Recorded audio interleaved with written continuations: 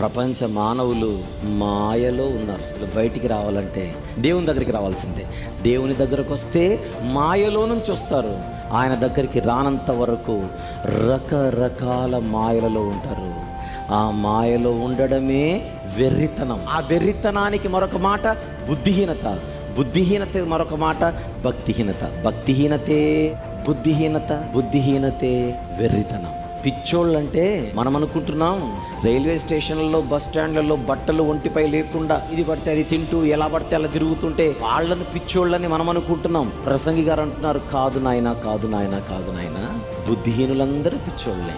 బుద్ధిహీనులు ఎవరు నాయనా అని అడిగితే సొలొమోను గారిని, భక్తిహీనులందరూ బుద్ధిహీనులే. భక్తి లేని ప్రతి మనిషి బైబిల్ దృష్టిలో వెర్రివాడు, పిచ్చివాడు. ఎవరి యందు భక్తి లేక, దేవుని యందు భక్తి లేక, దేవుని యందు భక్తి లేదు కనుకనే వివిధ తంత్రములు కల్పించుకొని బతికేస్తున్నారు. దేవుడు లేని జీవితం భక్తి లేని జీవితం. భక్తి లేని జీవితం బుద్ధి లేని జీవితం. బుద్ధి లేని జీవితం పిచ్చితో నిండిపోయిన జీవితం, వెర్రి జీవితం.